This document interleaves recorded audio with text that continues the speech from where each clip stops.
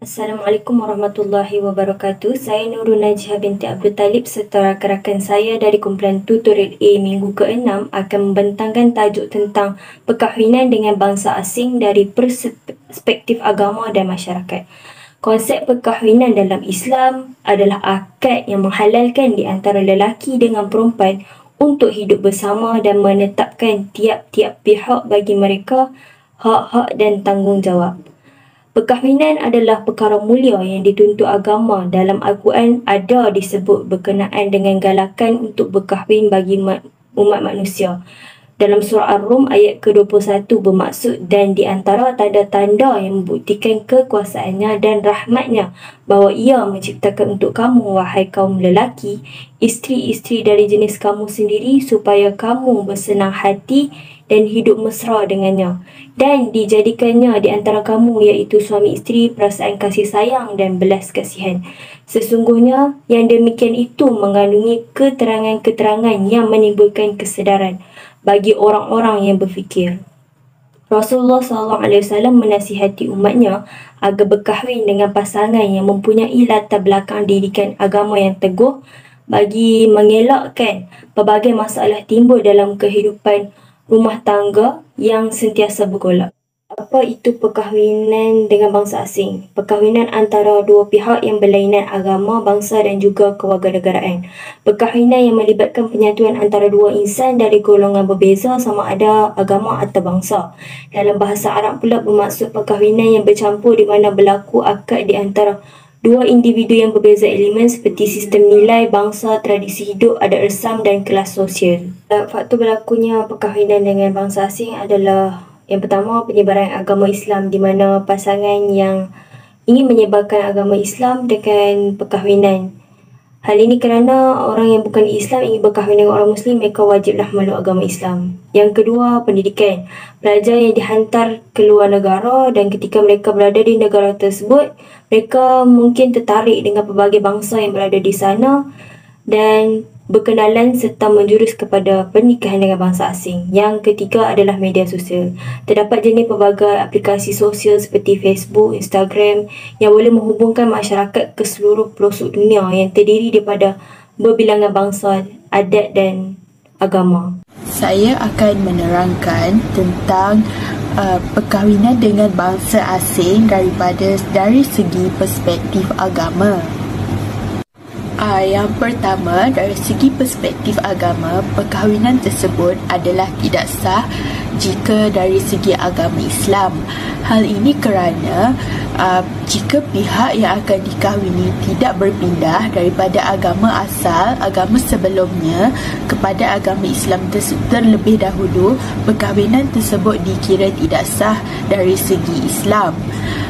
Hal ini bagi mengelakkan daripada berlakunya kekeliruan dan konflik dalam menerapkan ajaran agama dalam kehidupan seharian pasangan tersebut.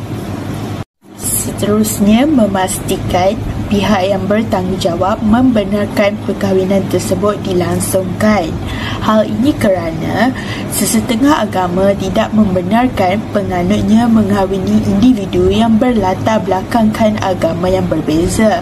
Hal ini perlulah dipastikan agar tidak berlaku sebarang percanggahan, kekeliruan dan juga konflik pada masa akan datang terhadap pasangan tersebut. Yang terakhir ialah salah faham dalam memilih agama untuk anak-anak. Kemungkinan berlakunya konflik dalam menentukan agama yang akan dipilih untuk diterapkan dalam kehidupan seharian anak-anak. Pasangan yang mempunyai agama yang berbeza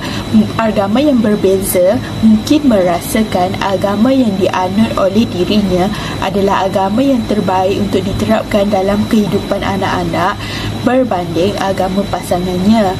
Hal ini justru akan membawa kepada konflik dan juga permasalahan. Oleh itu, Islam melarang kita untuk berkahwin dengan bangsa asing yang mempunyai agama yang berbeza, melainkan individu tersebut berpindah agama daripada agama sebelumnya kepada agama Islam. Assalamualaikum, saya Nur Fatin Syamimi binti Muhammad Fauzan, nombor matrik 154990 akan membincangkan tentang perkahwinan dengan bangsa asing dari perspektif masyarakat.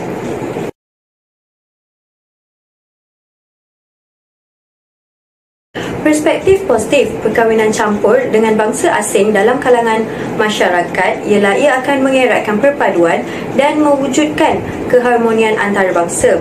Generasi yang lahir daripada perkahwinan campur ini akan lebih bersikap terbuka. Hal ini kerana mereka telah mempelajari dan mengenali adat dan budaya asing, jadi mereka akan lebih menghormati antara satu sama lain. Hal ini kerana mereka telah memahami pantang larang atau budaya yang bertentangan daripada kebiasaan mereka. Kesannya, mereka akan lebih peka terhadap sensitiviti antara kaum dan isu perkauman akan dapat dielakkan kerana mereka telah beradaptasi dengan gaya hidup masing-masing. Selain itu, perkahwinan campur dengan bangsa asing dapat mewujudkan genetik biologi yang baik, di mana perkahwinan dengan bangsa asing akan menghasilkan keturunan yang lebih baik dari segi fizikal dan mental, serta dapat mengurangkan risiko penyakit.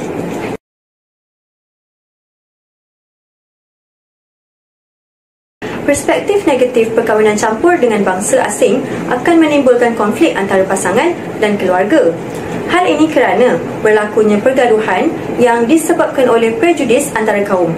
Terdapat stigma dalam kalangan segelintir masyarakat di mana mereka ini memandang serong terhadap perkahwinan yang melibatkan dua kaum yang berbeza, terutamanya yang melibatkan pertukaran agama.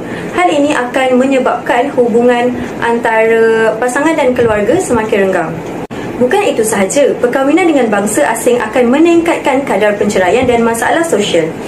Hal ini kerana tiada kesefahaman antara satu sama lain dan perbezaan penggunaan bahasa akan membawa kepada berlakunya masalah komunikasi antara pasangan.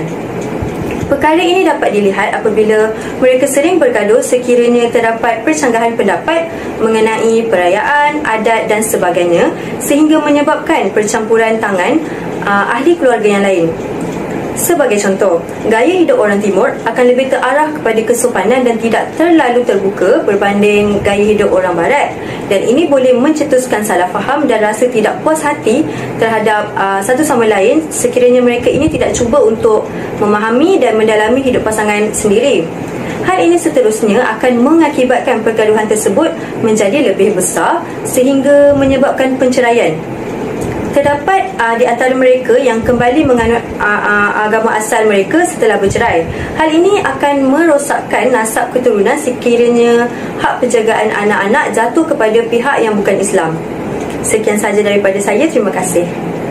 Kesimpulannya, perkahwinan campur adalah sesuatu yang baik dan tidak dilarang dalam Islam dengan syarat bakal pasangan kita perlulah menerima dan memeluk agama Islam. Jika ada antara kita yang berniat untuk berkahwin dengan berlainan bangsa, negara atau agama sekalipun, pastikan kita meletakkan Islam melebihi segalanya kerana ia merupakan akidah dan pegangan seorang Muslim yang perlu dipelihara. Seperti firman Allah SWT dalam surah Al-Baqarah ayat yang ke-221. Maksudnya, dan janganlah kamu berkahwin dengan perempuan-perempuan kafir musyrik sebelum mereka beriman, iaitu memeluk agama Islam. Dan sesungguhnya seorang hamba perempuan yang beriman itu lebih baik daripada perempuan kafir musyrik, sekalipun keadaannya menarik hati kamu. Dan janganlah kamu kahwinkan perempuan-perempuan Islam dengan laki-laki kafir musyrik sebelum mereka memeluk agama Islam.